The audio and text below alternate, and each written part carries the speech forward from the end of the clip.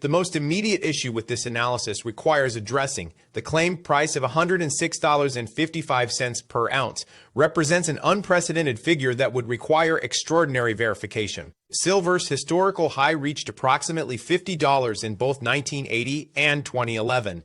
A move to 106.555 would represent a doubling of all-time highs, an event that would dominate global financial news. Before accepting the premise, readers should independently verify whether such a spike actually occurred or whether this represents speculative projection. The article's strongest contribution lies in explaining the mechanical disconnect between paper and physical precious metals markets. The COMEX future system indeed operates primarily through cash settlement, with physical delivery representing a small fraction of contract resolution. This structure functions smoothly under normal conditions, but contains inherent vulnerabilities when delivery requests exceed available registered inventory. The argument about declining COMEX registered silver inventories holds merit. Publicly available data confirms that registered silver stocks metal, specifically earmarked for delivery, have decreased substantially from peaks seen in previous years. However, the analysis conflates registered with total eligible inventory, which includes metals stored in COMEX warehouses but not currently designated for delivery.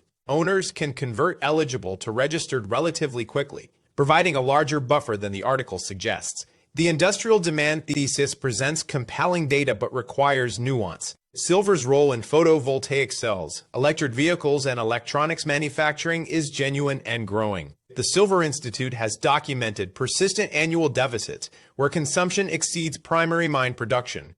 However, several moderating factors deserve consideration. First, above-ground silver stocks accumulated over centuries remain substantial. Unlike gold, silver was historically consumed in photography and other applications, but significant quantities exist in various forms. Second, higher prices incentivize both increased mining activity and substitution efforts. While silver's properties make replacement difficult in many applications, manufacturers facing sustained high prices invest in reduction technologies and alternative materials where possible. Third, recycling responds to price signals. Higher silver values make recovery from electronic waste, photographic materials, and industrial scrap economically attractive, adding secondary supply that partially offsets primary production shortfalls. The China export restriction narrative contains accurate elements embedded within speculative extrapolation. China has indeed restricted exports of antimony, gallium, germanium, and other strategic materials.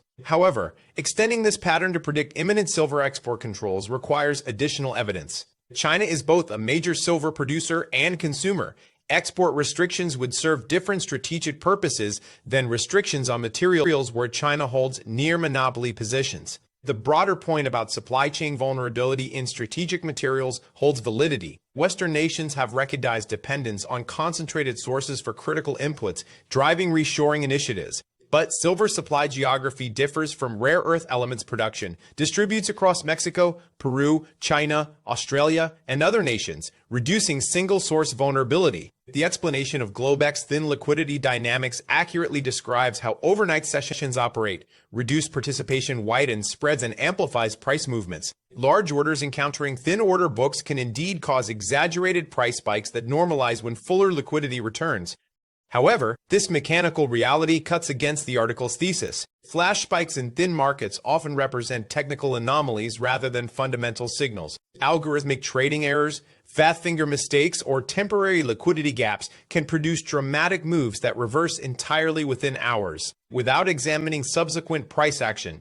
The spike's significance remains ambiguous. The discussion of backwardation as a signal of physical tightness has theoretical merit but requires context.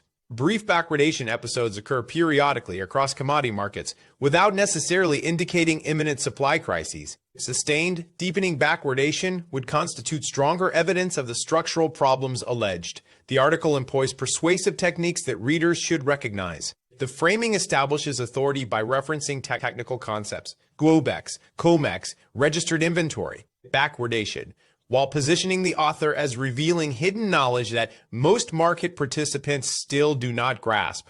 The acknowledgement of bearish scenarios appears balanced, but receives significantly less development than bullish arguments. The 2020 crash example and 2011 margin increase references serve primarily to dismiss counterarguments as temporary obstacles rather than genuine challenges to the thesis. The conclusion's rhetorical question, whether you understand what it is a symptom of or whether you are still waiting for someone to explain it to you, employs social pressure rather than evidence, suggesting those who disagree simply lack understanding. For readers evaluating silver as an investment based on this analysis, several considerations apply. The structural supply-demand arguments contain legitimate elements worth monitoring. Industrial demand growth trajectories and inventory trends represent verifiable data points.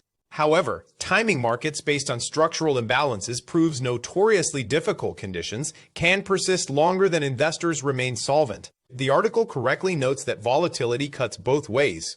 Silver's historical behavior demonstrates capacity for both dramatic rallies and punishing corrections. The 1980 collapse from $50 to $11 within months, and the 2011-2015 decline from $49 to $14 to $124 illustrate downside risks that structural arguments did not prevent. Prudent analysis requires distinguishing between long-term supply constraints and short-term price predictions. The former may prove accurate, while the latter generates losses through premature positioning. This analysis presents a coherent narrative built on partially verifiable foundations. The paper-physical disconnect, industrial demand growth, and inventory declines represent real phenomena deserving attention. However, the extraordinary price claim, speculative geopolitical projections, and rhetorical persuasion techniques warrant skepticism. Readers benefit most from extracting the factual elements: COMEX inventory data, industrial consumption trends, premium structures, while maintaining critical distance from predictive conclusions. Markets humble confident predictions regularly, regardless of how logically constructed the underlying thesis appears.